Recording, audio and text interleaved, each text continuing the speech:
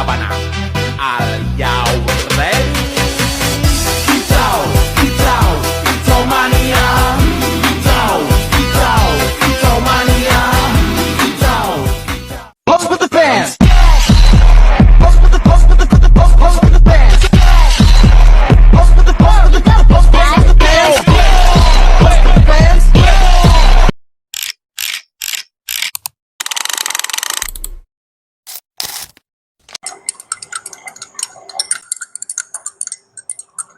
Nadia, where is the lab coat? We are dealing with reactive chemicals. No time, I'm really late for my next class. Just a simple maths.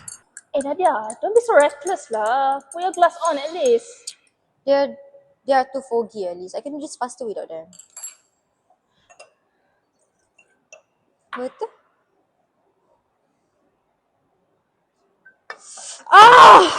Go to the sink, read sit down. Eh, where's my Nadia?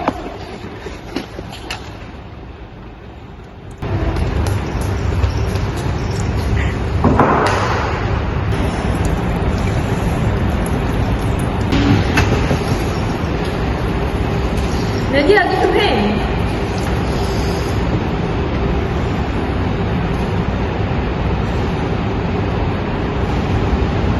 First, let me begin with identifying the workplace health hazard.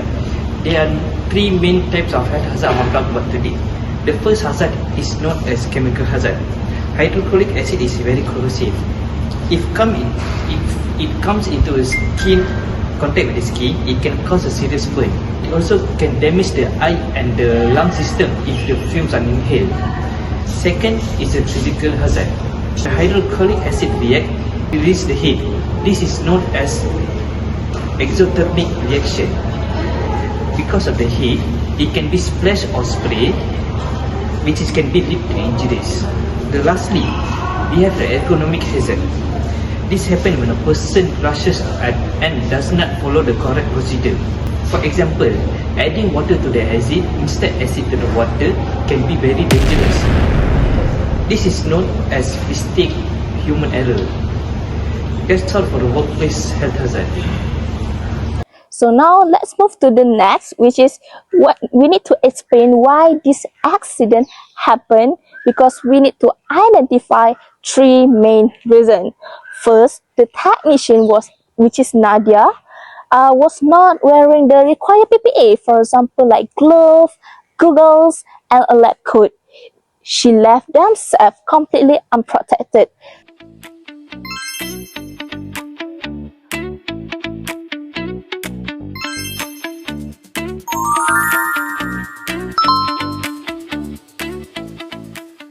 Second, as you can see in this video, the mixing technique was fundamentally wrong, which is because they added water into the concentrated acid instead of the other way around.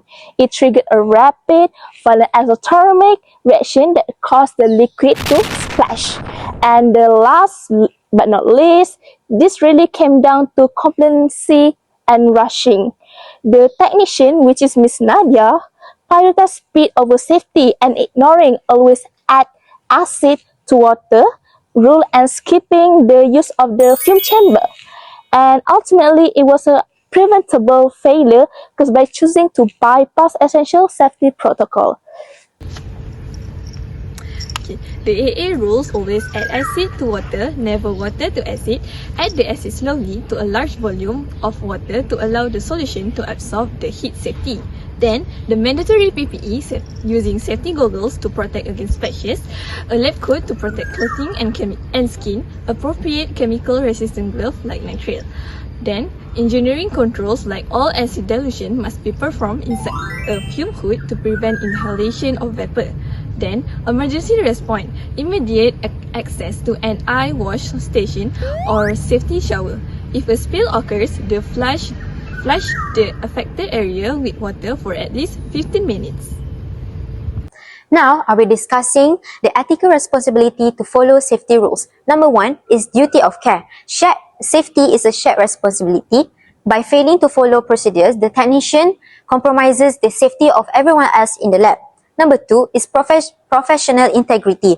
Following the safety data sheet, SDS, and SOPs is part of being a professional scientist. It ensures the reliability of experiments and protects the reputation of the institutions.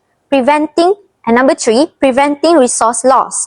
Accidents result in broken equipment, wasted chemicals, and unnecessary institutional costs, which is ethically irresponsible.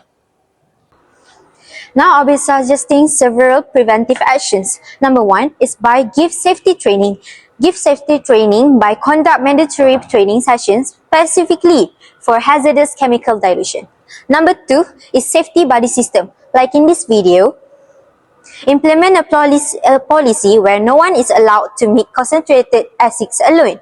A partner must be present to verify safety procedures.